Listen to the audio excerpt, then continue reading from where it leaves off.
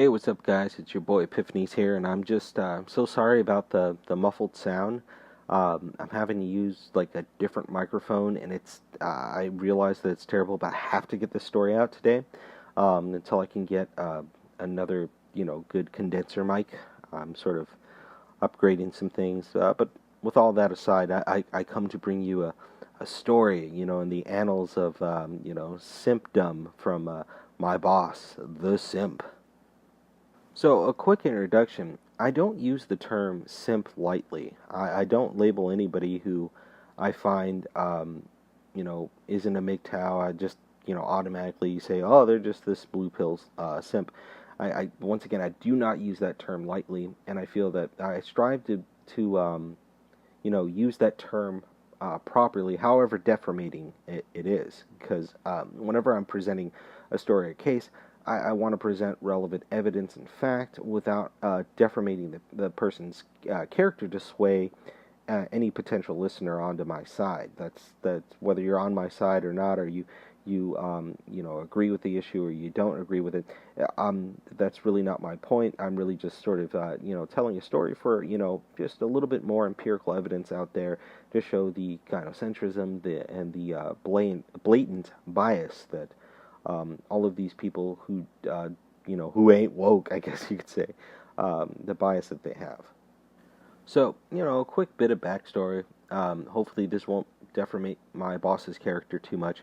But, he's one of those, right-wing traditionalists. He believes in voting. He believes that Trump's the man with the plan simply predicated upon the fact that he's a Republican. Now, he's definitely one of those people that if Obama and Hillary Clinton were actually Republicans, he would have been heralding their every decision as upright and correct and, assigning to them the position of Pope and being infallible. So I said all of that to identify or to key in on that if a manager says that they have any kind of problem with me, customer or manager alike, that it doesn't matter what I've done, it doesn't matter what I've actually said or what the issue actually entails, that he's automatically against me. And I can say this with full validity of just having experienced it enough times and then even asking questions. There was that time where I would fight the issue and I'd say, well, this was only said, or I only did this, and I've proven myself to be unilaterally in the right, and then it hits this point where it's like, oh, it doesn't matter. You will accept the mantle and the title of being wrong and out of place, and you will not do that thing that you did again, which is doing my job in most cases. So to elaborate that, to try to, I guess, attempt to condense that, the problem is that when you work jobs that are like office or retail, in this case, one of my jobs is retail, is you are unfairly subordinated to another adult, and then you'll quickly find out. Anybody will tell you that person, the customer, is a whiny, psychotically petulant child. I really mean psychotically because it doesn't make any kind of realistic sense. And the fact that you could be dealing with someone who's younger than you, and if they have something in their head about solving their problem that will be at minimal cost to them but at complete cost to you, they will feel justified in doing it, and they believe, and it's because they believe, and because the company has put them in a superseding role where you are subordinate to them. So that's one of the biggest things that I face when once again when a customer or the higher ups are having a problem with me, or even just a coworker of supposedly equal status as far as being in the company is concerned, is that they'll look at me and they'll say, you can't say these things, essentially.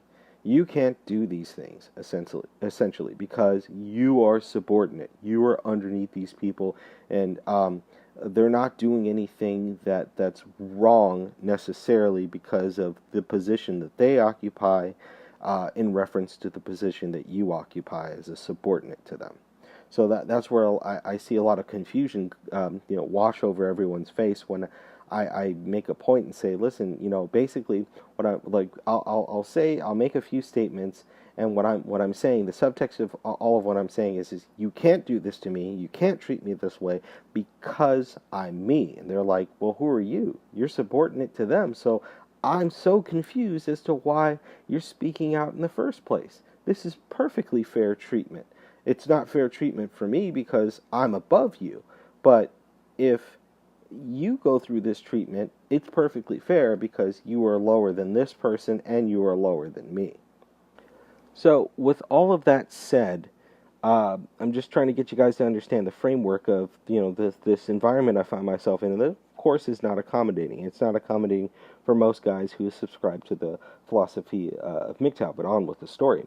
So basically, just before I was about to clock out for work, my boss takes me aside and said, "Oh yeah, and he was exhibiting all of the sort of nervous, pent up body language and all of that." And I was just like, "Oh my God, what is it now? What is it now?"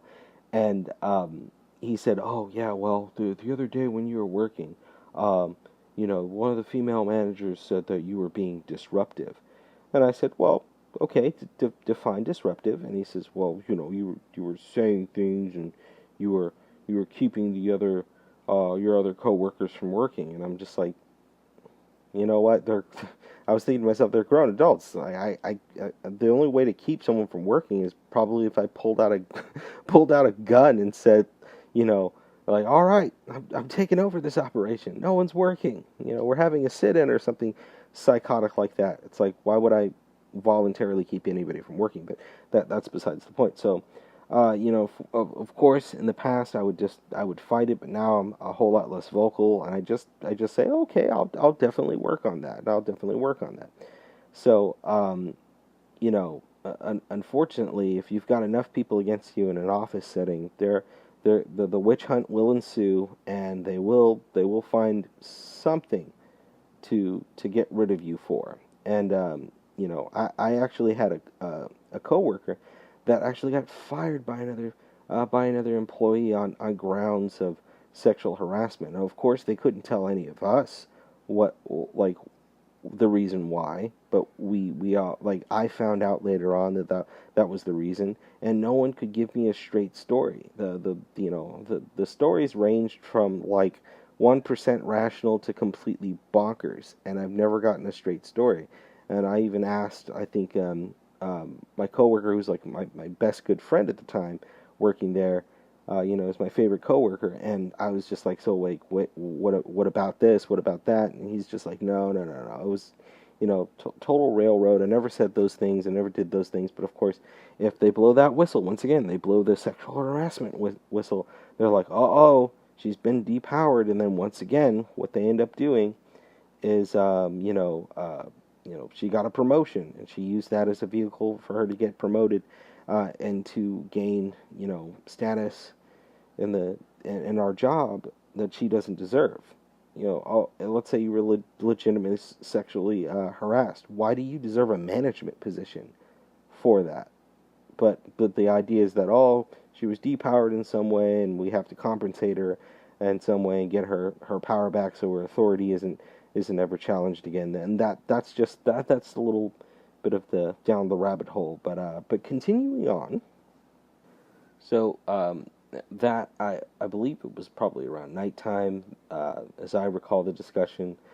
He says, "Oh, well, did you bring up so and so?" And I was like, "Not to my knowledge. I think it was brought up. I wouldn't have said anything about said issue unless it was brought up first." Now, I was stupid for elaborating on anything or adding to any kind of dialogue.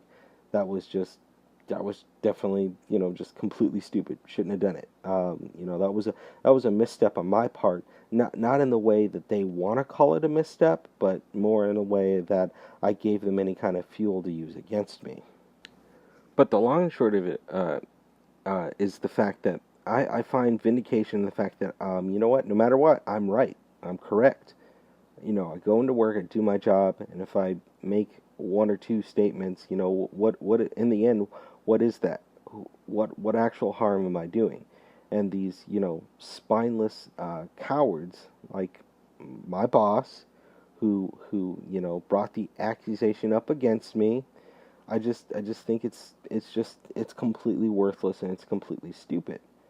And what puts me in the right is the fact that that person can't be an adult, come to me and say, "Hey, I want to have a dialogue, or I want to like ask you like, why do you uh, feel the way that you do?" No, it's my feelings are hurt, and I don't want to feel this feeling, so and I want to make somebody else responsible. Once again, I want to make someone else responsible for my feelings instead of me taking responsibility for how I feel, and whether that person's right or not, just try to, just do what everyone's telling me to do. And that's another thing. They don't even follow their own sort of philosophy or their own rules, which is to, hey, what are they telling me to do at the end of the day? Get over it. And they're not saying get over the issue. They're saying get over yourself, because once again, it's a deconstruction of, who you are as a person, and telling you that you're not important enough to have these opinions. And it becomes this sort of, kind of draconian dictatorship, where it's like you will not express any kind of, you will not express agency or feelings that uplift, that would perceivably uplift you beyond the status in which I've assigned you, which is lower than everyone. So you are literally, it is a vile thing to me, because you are expressing opinions above your station. So, I hope that that adds a little bit of brevity. I hope that you found my story to be informative in ratio to, Sydney MGTOW. Shout out to Sydney MGTOW, dude. Stay in there. You're gonna find another job. Those people are totally worthless, and this just proves it. You're better than them, and you're more important than them. So so stay safe by staying MGTOW. Get safe by going MGTOW. I'll see you guys in the next one.